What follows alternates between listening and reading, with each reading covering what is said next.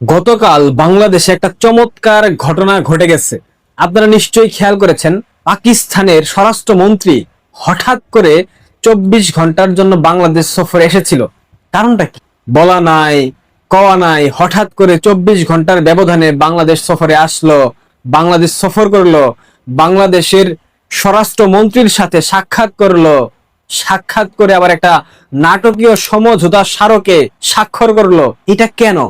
আমি বিষয়টাকে স্বাভাবিক নিয়েছিলাম, তারপর একটু সংবাদ সংগ্রহের চেষ্টা করলাম। সংগ্রহের পর যেটা জানলাম, সেটা জানার পর আসলে আমাকে বলতে হচ্ছে, বিএনপি কখনো বাংলাদেশের রাজনীতিতে শুধরাবে না। বিএনপি কখনো শুধরানোর মতো দলই না। একটা বিষয় খেয়াল করেন, পশ্চিমবঙ্গে বিজেপি ক্ষমতায় আসলো, যখন সামাজিক যোগাযোগ মাধ্যম গণমাধ্যমে চাউর হলো পশ্চিমবঙ্গের মুখ্যমন্ত্রী হচ্ছেন শুভেন্দু অধিকারী। শুভেন্দু অধিকারী এমন একজন ব্যক্তি, যে ব্যক্তি 5 আগস্টের পর থেকে বাংলাদেশের বিভিন্ন ইস্যু নিয়ে কথা বলেছেন, পাকিস্তানের অপকর্ম নিয়ে কথা বলেছেন, এমনকি পাকিস্তান যে ভারতীয় নাগরিকদেরকে হত্যা করলো লস্করি তাইয়্যেবার জঙ্গিরা, এরপর অপারেশন সিন্দুর, বাংলাদেশে আওয়ামী লীগের নেতাকর্মীদের উপর নির্যাতন নিপীড়ন, শেখ হাসিনাকে অসম্মান, আওয়ামী লীগের নেতাকর্মীদের উপর মিথ্যা মামলা, বঙ্গবন্ধুকে অসম্মান, অর্থাৎ বাংলাদেশে জঙ্গিবাদ, মৌলবাদ, উগ্রবাদীদের যে উত্থান ঘটেছে, এই বিষয়গুলো নিয়ে সামাজিক যোগাযোগ মাধ্যমে সোচ্চার ছিলেন শুভেন্দু অধিকারী। ভারতীয় সকল গণমাধ্যমে সাক্ষাৎকার দিয়েছেন, বাংলাদেশের বিভিন্ন বিষয়ে কথা বলেছেন। হঠাৎ করে যখন সামাজিক যোগাযোগ মাধ্যম গণমাধ্যমে চাওর হলো, পশ্চিমবঙ্গের মুখ্যমন্ত্রী হওয়ার দৌড়ে এগিয়ে আছেন শুভেন্দু অধিকারী। এর ঠিক কয়েক ঘন্টার ব্যবধানে পাকিস্তানের স্বরাষ্ট্রমন্ত্রী বাংলাদেশ সফর করার জন্য চলে আসলো, সেটা আবার সংক্ষিপ্ত সফর, মাত্র 24 ঘন্টার। এখানে একটা প্রশ্নের জায়গা সৃষ্টি হয় না? প্রশ্নের জায়গা সৃষ্টি হয় তখনই যখন ভুয়া একটা সমঝোতা স্মারকে চুক্তি করা হয়। বাংলাদেশ সরকারের পক্ষ থেকে বলা হচ্ছে, সীমান্তে মাদক পাচার রোধে সমঝোতা স্মারকে স্বাক্ষর করেছে পাকিস্তান এবং বাংলাদেশের স্বরাষ্ট্রমন্ত্রী। এই ধরনের সমঝোতা স্মারকে স্বাক্ষর করা কিংবা এই ধরনের চুক্তি হয় মূলত যেসব দেশের সাথে সীমান্ত আছে, অর্থাৎ এই চুক্তিটা বাংলাদেশ এবং ভারতের সাথে করা হলে সেটা মেনে নেওয়া যেত, কিংবা ভারত পাকিস্তানের সাথে করা হলে সেটা মেনে নেওয়া যেত। মিয়ানমারের সীমান্ত নাই, পাকিস্তানের সাথে বাংলাদেশের কোনো স্থল কিংবা জল সীমান্ত নাই, এরপরেও কোন কারণে এই সমঝোতা স্মারকের কথা আসছে সেটা মাথায় আসছে না। এই নিয়ে কোনো ব্যাখ্যা আপনারা আমাকে দিতে পারবেন না, কারণ এটার কোনো ব্যাখ্যা আসলে নাই। তাহলে কেন পাকিস্তানের স্বরাষ্ট্রমন্ত্রী হঠাৎ 24 ঘন্টার সফরে বাংলাদেশ আসলো?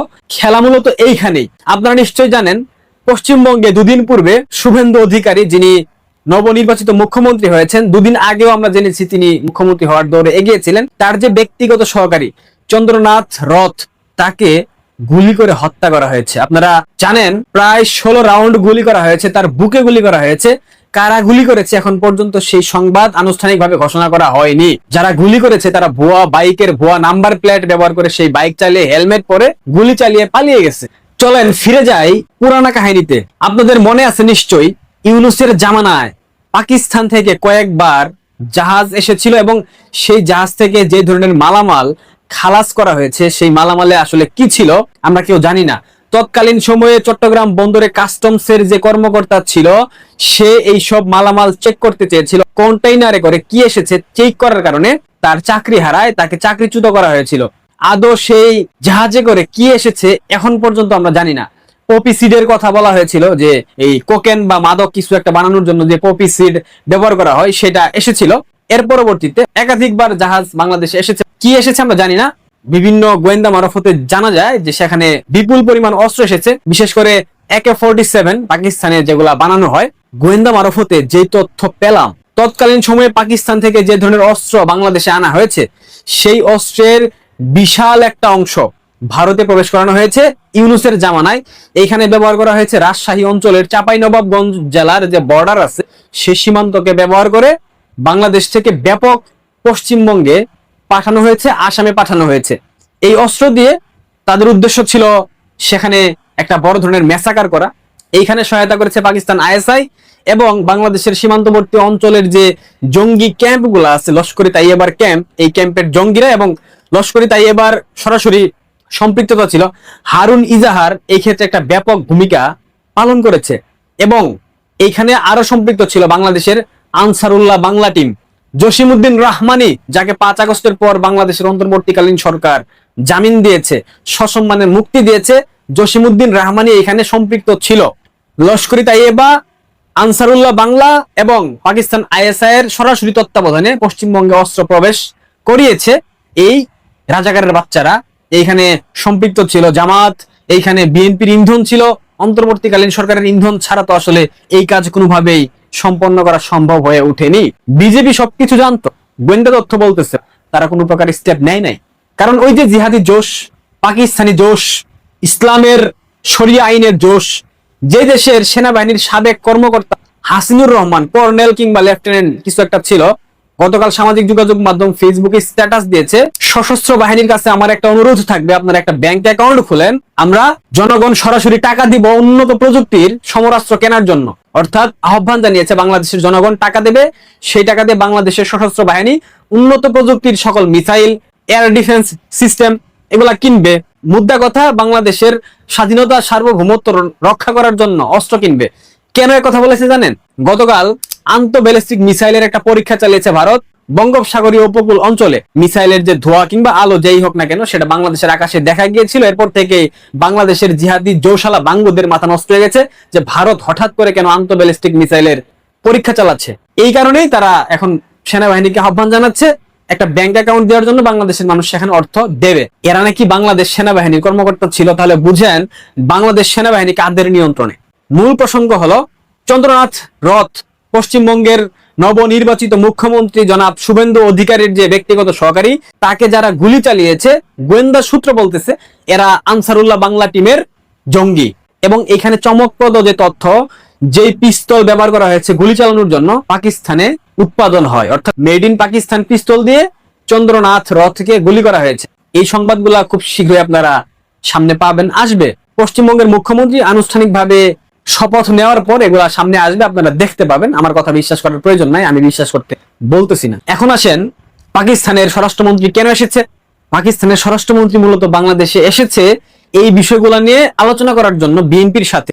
বিএনপির একাধিক নীতি নির্ধারণী মহলের সাথে অনানুষ্ঠানিকভাবে তিনি সাক্ষাৎ করেছেন। শুধুমাত্র স্বরাষ্ট্রমন্ত্রী সালাউদ্দিনের সাথে আনুষ্ঠানিকভাবে সাক্ষাৎ করেছেন। তাদের আলোচনার বিষয়বস্তু একটাই, ভারত জেনে গেছে পশ্চিমবঙ্গে অসংখ্য অস্ত্র ঢোকানো হয়েছে, ভারত জেনে গেছে আনসারুল্লাহ বাংলা টিম শুভেন্দু অধিকারীর ব্যক্তিগত সহকারীকে গুলি করেছে, ভারত জেনে গেছে এখানে সহায়তা করেছে আইএসআই এবং লস্করি তাইয়েবা।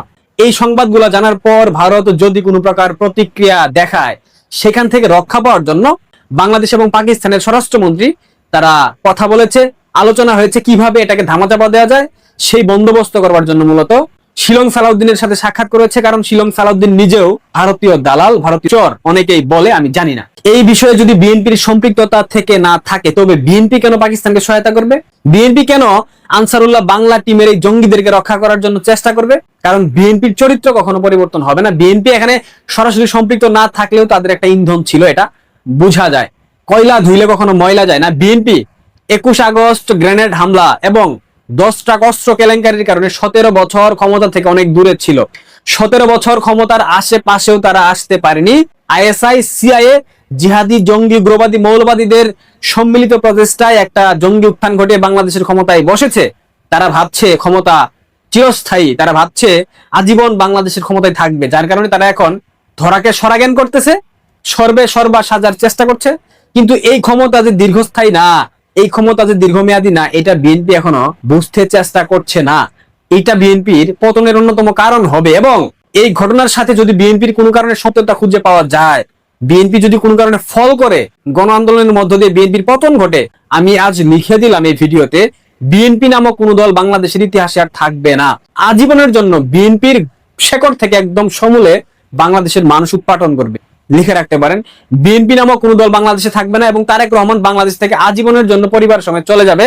আর কখনো বাংলাদেশে আসার নামটা পর্যন্ত তারেক রহমান নেবে না। আশা করি বুঝতে পেরেছেন কি কারণে বাংলাদেশের স্বরাষ্ট্রমন্ত্রীর সাথে নাটকীয় সমঝোতা স্বাক্ষর করবার জন্য পাকিস্তানের স্বরাষ্ট্রমন্ত্রী 24 ঘন্টার সফরে বাংলাদেশে এসেছিল। আশা করি আপনারা সবাই অবশ্যই ভালো আছেন। আপনাদের সবাইকে সাদর আমন্ত্রণ জানাচ্ছি এই মুহূর্তের এই গভীর এবং কিছুটা ভিন্ন ধর্মী আলোচনায়। দেশের রাজনীতি, প্রতিবেশী রাষ্ট্রের কূটনীতি আর আন্তর্জাতিক সমীকরণের যে গোলক ধাঁধায় আমরা বর্তমান সময়ে দাঁড়িয়ে আছি, সেখানে প্রতিটি খবরই যেন এক একটি ধাঁধা। বিশেষ করে শেখ হাসিনার দেশে ফেরা নিয়ে চারদিকে এখন কিন্তু কান কথার অন্ত নেই। চায়ের কাপ থেকে শুরু করে সামাজিক যোগাযোগ মাধ্যম, এমনকি গণমাধ্যমের পাতা, সব জায়গায় একটাই প্রশ্ন ঘুরপাক খাচ্ছে: ভারত কি তাকে ফিরিয়ে দিচ্ছে? কেউ বলছেন কালই হয়তো তিনি ফিরে আসছেন, কেউ বা বলছেন আন্তর্জাতিক চাপে ভারত তাকে তুলে দিতে বাধ্য হবে। কিন্তু আজকে আমি আপনাদের এমন একটি পর্দার পেছনের সত্যের মুখোমুখি দাঁড় করাবো, যা শুনলে আপনাদের মনে হবে এতদিনের চেনা হিসাবগুলো বোধহয় কোথাও একটা ভীষণ রকমের ভুলে ভরা ছিল। দেখুন সুপ্রিয় দর্শক, আপনারা কি জানেন ভারতের সাউথ ব্লক আসলে শেখ হাসিনাকে দেশে ফেরানো নিয়ে এমন একটি জটিল ছক কষছে, যার শেষ গন্তব্য ঢাকা বা কাতার নয়, বরং এমন একটি ভূ রাজনৈতিক সমীকরণ যা বাংলাদেশের আগামী 1 দশকের রাজনীতিকে পুরোপুরি পাল্টে দিতে পারে। আর এই সমীকরণে রিফাইন্ড আওয়ামী লীগের গল্পগুলো কেবলই এক একটা সাজানো ধোঁয়াশা। এই ধোঁয়াশার পেছনের আসল দাবার চালটা কি, সেটা যদি আপনি বুঝতে পারেন, তবেই বুঝবেন কেন ভারতের বিদেশ সচিব এতটা নিশ্চুপ। তাই আমি অনুরোধ করব, মনোযোগ দিয়ে আমার কথাগুলো একটু শোনার চেষ্টা করুন। কথা দিচ্ছি, আজকের এই আলোচনার পর আপনার এই বিষয় সম্পর্কে যত চিন্তা ভাবনা আছে, সেই চিন্তা ভাবনার জগৎটা একেবারে কিন্তু বদলে যাবে। দর্শক, ইতিহাস কিন্তু বড়ই অদ্ভুত এক আয়না। এই আয়নায় তাকালে আমরা দেখতে পাই, যখনই কোনো রাষ্ট্রনায়ক ক্ষমতাচ্যুত হয়ে ভিনদেশে আশ্রয় নিয়েছেন, তখন সেই আশ্রয়দাতা দেশের জন্য তিনি একই সাথে হয়ে উঠেছেন একটি বড় বোঝা এবং সবচেয়ে বড় তুরুপের তাস। আপনি যদি ইরানের ক্ষমতাচ্যুত শাহের কথা ভাবেন, কিংবা ইতিহাসের পাতা ঘেটে আরো একটু পেছনে যান, তাহলে দেখবেন পরাশক্তিগুলো কখনোই কিন্তু তাদের পুরনো মিত্রদের রাতারাতি কখনোই ছুড়ে ফেলে দেয় না। ভারতে কিন্তু এর ব্যতিক্রম নয়। গত কয়েকদিন ধরে বাংলাদেশের একদল সাংবাদিক দিল্লিতে ভারতের বিদেশ সচিব বিক্রম মিশ্রির সাথে যে বৈঠকটি করে এলেন, সেটি সাধারণ চোখে একটি নৈমিত্তিক ব্রিফিং মনে হলেও এর ভেতরে কিন্তু লুকিয়ে ছিল কূটনীতির এক বিশাল হিমশৈল। 1 ঘন্টার সেই রুদ্ধতার বৈঠকে বাণিজ্য, ভিসা, তিস্তা জলবন্টন নিয়ে অনেক অনেক কথাই কিন্তু হয়েছে। তবে যখনই প্রসঙ্গটি এসেছে শেখ হাসিনাকে ফেরানোর, ঠিক তখনই কিন্তু এক অদ্ভুত নীরবতা সেখানে নেমে এসেছে। বিদেশ সচিব একটি শব্দ উচ্চারণ করেননি। এখন প্রশ্ন হলো, এই নীরবতার আসল অর্থ কি? আমাদের দেশের অনেক বুদ্ধা এবং প্রভাবশালী সাংবাদিক, যাদের কথায় আমি মনে করি দেশের মানুষ খুব সহজেই প্রভাবিত হন, তারা বেশ জোর গলাতেই বলতে শুরু করেছেন যে ভারত নাকি শেখ হাসিনাকে 2টো প্রস্তাব এখানে দিয়েছে। একটি হলো রিফাইন্ড আওয়ামী লীগ বা একটি পরিশোধিত দলের নেতৃত্ব মেনে নেয়া, আর তা না হলে সোজা কাতার চলে যাওয়া। কথাটি শুনতে কিন্তু বেশ রোমাঞ্চকর, ঠিক যেন কোনো হলিউড থ্রিলারের সাজানো চিত্রনাট্য অথবা সিনেমার গল্প। কিন্তু দর্শক, বাস্তবতার মাটিতে দাঁড়িয়ে যদি আমরা একটু ঠান্ডা মাথায় এই বিষয়টি চিন্তা করি, তবে এই গল্পের ফাঁকফোকরগুলো খুব সহজে কিন্তু বেরিয়ে আসে। প্রথমত, মধ্যপ্রাচ্যের দেশগুলোর সাথে শেখ হাসিনার এমন কোনো ঐতিহাসিক সখ্যতা নেই যার বদৌলতে তারা তাকে লাল গালিচা বিছিয়ে তাদের দেশে স্বাগত জানাবে। আর দ্বিতীয়ত এবং সবচেয়ে গুরুত্বপূর্ণ বিষয়টি হলো, ভারত আসলে কেন নিজের হাতের সবচেয়ে দামি তাসটি অন্য দেশের হাতে অনায়াসে তুলে দিতে চাইবে কিংবা তুলে দেবে।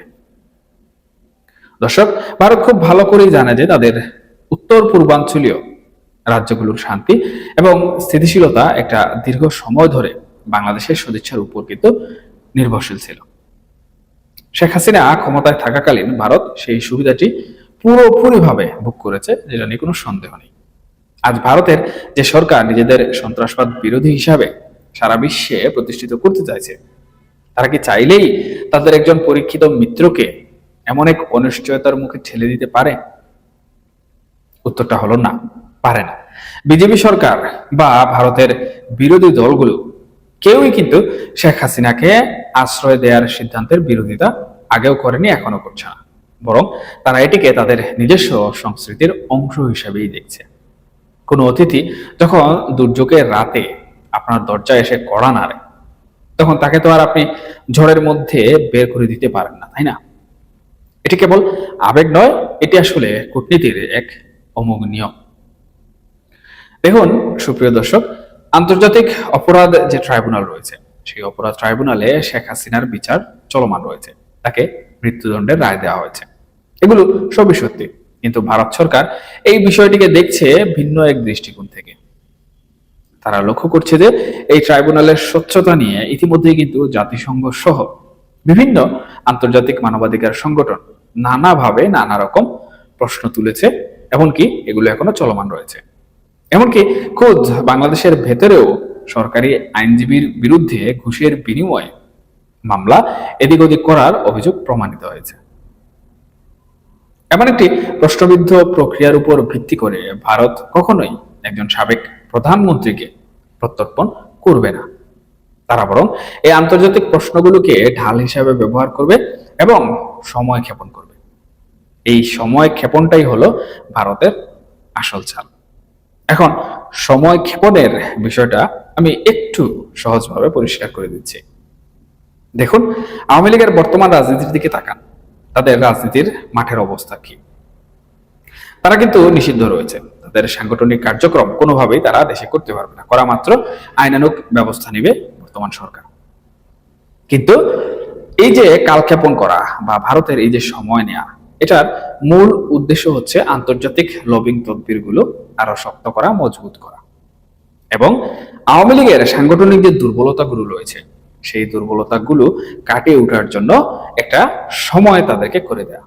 এবং এটি কিন্তু 5 আগস্ট পরবর্তী সময়ে যতটা না সম্ভব হয়েছে, বর্তমান সময়ে কিন্তু তার থেকে দ্বিগুণ বা 3 গুণ গতিতে শুরু হয়েছে এবং চলছে। আপনারা আওয়ামী লীগ কিংবা তাদের যে ছাত্র সংগঠন ছাত্রলীগ রয়েছে তাদের দিকে যদি তাকান, তাদের বর্তমান কর্মযজ্ঞের দিকে যদি তাকান, তাহলে দেখবেন নিষিদ্ধ থাকা অবস্থায় কিন্তু তারা কোনো প্রকার গুপ্ত সংগঠনের মতো কোনো কাজকর্ম করছে না, বরঞ্চ তারা শত শত কমিটি দিতে শুরু করেছে। শুধু স্থানীয় জেলা উপজেলা পর্যায়ের কমিটি নয়, তারা বিশ্ববিদ্যালয়গুলো কমিটি দিতে শুরু করেছে। বিশ্ববিদ্যালয়গুলোর যে হল সমূহ রয়েছে সেগুলোর কমিটি দিতে শুরু করেছে এবং তাদের মাঠের রাজনীতির তৎপরতা নিষিদ্ধ থাকা সত্ত্বেও কিন্তু আমরা বর্তমান সময়ে দেখতে পাচ্ছি ব্যাপক হয়ে উঠেছে। এখন এই যে ভারত সময় দিচ্ছে, এই সময়টার পেছনে মূল কারণটাই হচ্ছে এটা যে আওয়ামী লীগ সাংগঠনিকভাবে সক্রিয় হোক এবং পূর্ণ শক্তি অর্জন করা পর্যন্ত ভারত অপেক্ষা করবে। এটা কিন্তু আওয়ামী লীগের জন্য যেমন একটি গুরুত্বপূর্ণ প্লাস পয়েন্ট, ঠিক একইভাবে ভারত যে তুরুপের তাস হাতে নিয়ে বসে আছে, সেই তুরুপের তাসকে সঠিক সময়ে পাঞ্চ করারও একটি গুরুত্বপূর্ণ সময়। এবং এই যে সঠিক সময়ে পাঞ্চ করা বা সঠিক সময়ে সেই তুরুপের তাসটিকে মাঠে নামানো, এটাই কিন্তু ভারতের একটি নির্দিষ্ট এজেন্ডা। এবং সেই এজেন্ডা বাস্তবায়নের জন্য আপনারা যতই বলুন না কেন যে ভারত সরকার শেখ হাসিনাকে ফিরিয়ে দিচ্ছে বা বাংলাদেশের কাছে প্রত্যর্পণ চুক্তির আওতায় দিয়ে দিচ্ছে, আমি কিন্তু এটাকে সম্পূর্ণভাবে বলবো এটা এক প্রকার কল্পকাহিনী। দর্শক, এবার একটু অন্যদিকে আসে, সাধারণ মানুষের জীবনের সাথে জড়িয়ে থাকা বিষয়গুলো, যেমন ধরুন ভিসার সমস্যা। 5 আগস্টের পর থেকে বাংলাদেশের অগণিত মানুষ যারা চিকিৎসা কিংবা জরুরি প্রয়োজনে ভারতে যেতেন, তারা কিন্তু চরম দুর্ভোগে পড়েছেন। ভারতের দিক থেকে বলা হচ্ছে চেষ্টা চলছে, কিন্তু কবে সব স্বাভাবিক হবে তার কোনো উত্তর কিন্তু এখন পর্যন্ত পাওয়া যায়নি। এখনো কিন্তু সেই নীরব কূটনীতি কাজ করছে। বাংলাদেশের ভেতরে ভারত বিরোধী যে একটি শক্তি অবস্থান বা শক্ত অবস্থান তৈরি হয়েছে, তার একটি প্রচ্ছন্ন জবাব হয়তো ভারত এই ভিসা নিয়ন্ত্রণের মাধ্যমে দিচ্ছে। কিন্তু মুষ্টিমেয় কিছু মানুষের কথার জন্য দুই দেশের সাধারণ নাগরিকদের এভাবে বিচ্ছিন্ন করে রাখাটা আসলে কোনোভাবেই স্বাস্থ্যকর কূটনীতি হতে পারে বলে আমি অন্ততপক্ষে একজন রাজনৈতিক পর্যবেক্ষক হিসেবে মনে করি না। তিস্তা বা গঙ্গার জলের ব্যাপারটিতেও আমার একই রকম ধোঁয়াশা আমি দেখতে পাচ্ছি। পশ্চিমবঙ্গের রাজনীতিতে এক বড় মাপের পালাবদল ঘটেছে, সেখানে বিজেপি সরকার গঠিত হচ্ছে। আমাদের অনেকের মনে আশা জেগেছিল যে এবার হয়তো তিস্তার জট খুলে যাবে, কিন্তু বিক্রম মিশ্রী অত্যন্ত সুকৌশলে এই প্রশ্নের উত্তর এড়িয়ে গেছেন। তিনি বলেছেন, নতুন সরকার শপথ না নেওয়া পর্যন্ত কোনো মন্তব্য করা এ বিষয়ে ঠিক হবে না। এটি আসলে একটি আমলাতান্ত্রিক কৌশল। কারণ ভারত ভালো করেই জানে, জলের রাজনীতি কেবল আন্তর্জাতিক নয়, এটি ভারতের অভ্যন্তরীণ রাজনীতিরও একটি অনেক বড় কৌশলগত হাতিয়ার। সুপ্রিয় দর্শক, আর আঞ্চলিক সহযোগিতার ক্ষেত্রে যদি আমরা একটু ভালো করে তাকাই, তবে ভারতের অবস্থান কিন্তু একেবারেই স্ফটিকের মতো পরিষ্কার। তারা সার্ককে আর কোনোভাবেই পুনরুজ্জীবিত করতে চায় না, কারণ সার্কের টেবিলে পাকিস্তান আছে। ভারত তাই বিমস্টেককে সামনে নিয়ে আসছে এবং বাংলাদেশকে স্মরণ করিয়ে দিচ্ছে যে তোমরা এখন বিমস্টেকের সভাপতি, তোমরা চাইলে এটিকে নানাভাবে কাজে লাগাতে পারো। এর মানে কি? এর মানে হলো ভারত স্পষ্ট করে বুঝিয়ে দিল যে পাকিস্তানের সাথে কোনো ফোরামে বসে তারা কিন্তু আর সময় নষ্ট করতে কোনোভাবেই রাজি নয়। তাহলে সুপ্রিয় দর্শক, সব মিলিয়ে দাঁড়াচ্ছেটা কি? আমরা আসলে কোথায় দাঁড়িয়ে আছি? দেখুন, রাজনীতিতে আবেগের কিন্তু কোনো স্থান নেই। ভারত তার জাতীয় স্বার্থ, তার নিজস্ব নিরাপত্তা এবং তার আঞ্চলিক আধিপত্য বজায় রাখার জন্যই প্রতিটি পদক্ষেপ অত্যন্ত মাপঝুপ করে ফেলছে।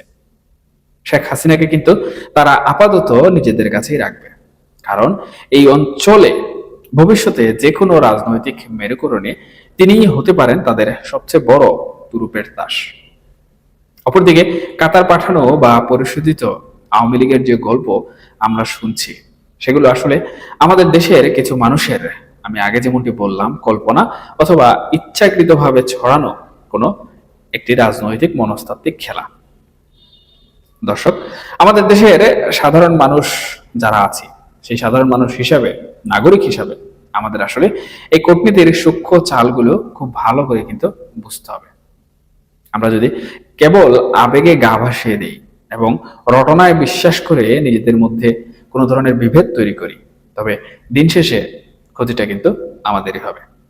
একটি রাষ্ট্র তখনই পরাশক্তির সাথে চুকে চুক রেখে কথা বলতে পারে যখন তার অভ্যন্তরীণ ভিত্তি সম্পূর্ণ মজবুত থাকে।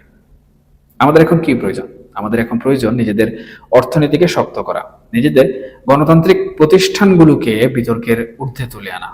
আমরা যদি নিজেদের বিচার ব্যবস্থাকে এমন একটি জায়গায় নিয়ে যেতে পারি যেখানে আসলে আন্তর্জাতিক সম্প্রদায় আমাদের বিচার বিভাগ নিয়ে, আমাদের বিচার নিয়ে কোনো প্রশ্ন তোলার সুযোগ পাবে না, তবেই হয়তো একদিন আমরা মাথা উঁচু করে আমাদের দাবিগুলো আদায় করতে পারবো। যদি তা না পারি, তাহলে এই কূটনৈতিক গোলকধাঁধায় আমাদের কেবল ঘুরপাকি খেয়ে যেতে হবে। এখন পাকিস্তানের যে বিষয়টি আমি বললাম, সেই বিষয়টি নিয়ে আমার মনে হয় আমার যারা প্রাণপ্রিয় দর্শক রয়েছেন তাদের উদ্দেশ্যে কিছু একটা বলা দরকার।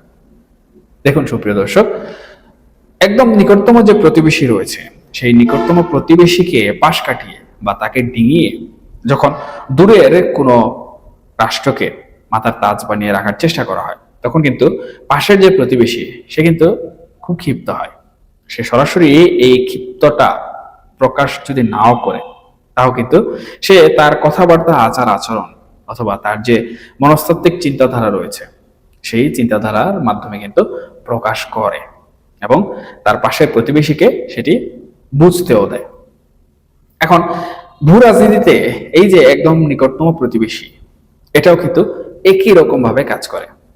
এখন আমরা দেখতে পাচ্ছি আমাদের দেশ অন্তর্বর্তীকালীন সরকার থাকা অবস্থা থেকে শুরু করে এখনকার সময় পর্যন্ত পাকিস্তানের সাথে এত পরিমাণ সখ্যতা গড়ে তুলেছে যে এই সখ্যতার কারণে ভারত কিন্তু রীতিমতো তাদের যে নিজস্ব স্বার্থ রয়েছে সেই স্বার্থটা নিয়ে খুব বেশি উদ্বিগ্ন এবং তারা চায় না তাদের নিকটতম প্রতিবেশী এমন কারো কাছে যাক যে কিনা তাদের নিরাপত্তার জন্য হুমকির কারণ বা ঝুঁকির কারণ।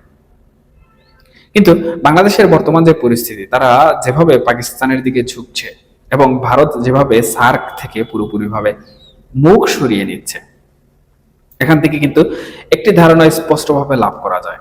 সেটি হচ্ছে বর্তমান সরকারের কূটনৈতিক যে অবস্থান কিংবা পররাষ্ট্র নীতিগত যে অবস্থান, সেই অবস্থানকে কিন্তু ভারত সমর্থন করছে না। আর যখন সরকারের পররাষ্ট্রনীতি বা কূটনৈতিক যে বিষয়বস্তু রয়েছে সেগুলোতে পার্শ্ববর্তী দেশ যখন তাদের স্বার্থ খুঁজে পায় না বা সেগুলোতে যখন তারা দেখতে পায় যে এখানে কিছু একটা গড়বড় রয়েছে, তখন কিন্তু তারা সেই সরকারকে নানাভাবে নানা কৌশলে সমর্থন যেটুকু দেওয়ার ছিল সেই সমর্থন দেওয়ার বদলে বিপদে ফেলার চেষ্টা করে। এখন কিন্তু আমরা এর কিছুটা লক্ষণ নানাভাবে দেখতে পাচ্ছি। আমাদের অর্থনীতির একটি বড় অংশীদার ভারত, আমাদের চতুর্দিকে ভারতের সীমান্ত, ব্যবসা বাণিজ্যের একটি বড় অংশীদার কিন্তু ভারত। সেক্ষেত্রে ভারত কিন্তু তাদের হাত পা আমাদের সীমান্তের চারদিক থেকে গুছিয়ে রেখেছে। তার ফলে ক্ষতিটা কার হচ্ছে? ক্ষতিটা ভারতের যদি 40% হয়ে থাকে, আমাদের দেশের হচ্ছে 60%। মানলাম আমরা অন্য কোনো দেশ থেকে সেই বিষয়গুলো নিয়ে আসতে পারবো বা তাদের সাথে আমাদের বাণিজ্য হবে, কিন্তু এটাও কিন্তু একটা সময় সাপেক্ষ বিষয় এবং অনেক ব্যয়বহুল প্রসেস। সুতরাং ভারত কিন্তু এখানে আমাদেরকে হাতে মারছে না, আমি মনে করছি ভারত এখানে আমাদের ভাতে মারছে। আর এখানে কিন্তু শেখ হাসিনা এবং ক্ষমতার পালাবদল বা শেখ হাসিনাকে ফিরিয়ে দেয়া, তাদের পুরাতন বিশ্বস্ত মিত্রকে তাদের কাছে রাখার বিষয়টি সম্পূর্ণভাবে একসুতোয় গাঁথা।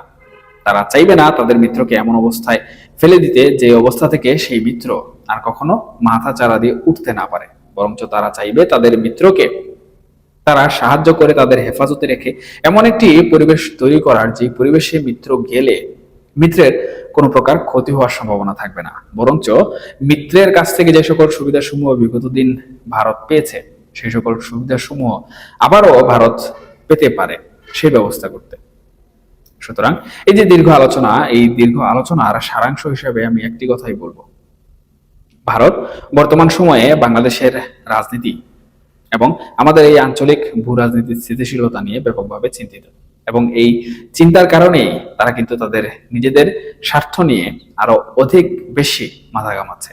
তাদের এই স্বার্থ যার কাছ থেকে তারা সম্পূর্ণভাবে আদায় করতে পারবে তার উপরে কিন্তু তাদের সুদৃষ্টি থাকবে, সেটা হোক পতিত কোনো সরকার, সেটা হোক বর্তমান কোনো সরকার, অথবা ভবিষ্যতে আসতে যাওয়া কোনো সরকার। আলোচনা এখানেই শেষ করছি সুপ্রিয় দর্শক। এই আলোচনা প্রসঙ্গে আপনাদের যদি কোনো মন্তব্য থেকে থাকে তাহলে অবশ্যই আপনারা কমেন্ট বক্সে জানাবেন, কারণ আপনাদের মন্তব্য আমার কাছে অত্যন্ত গুরুত্বপূর্ণ। আমি সেই মন্তব্যগুলো থেকে শিক্ষা অর্জন করি।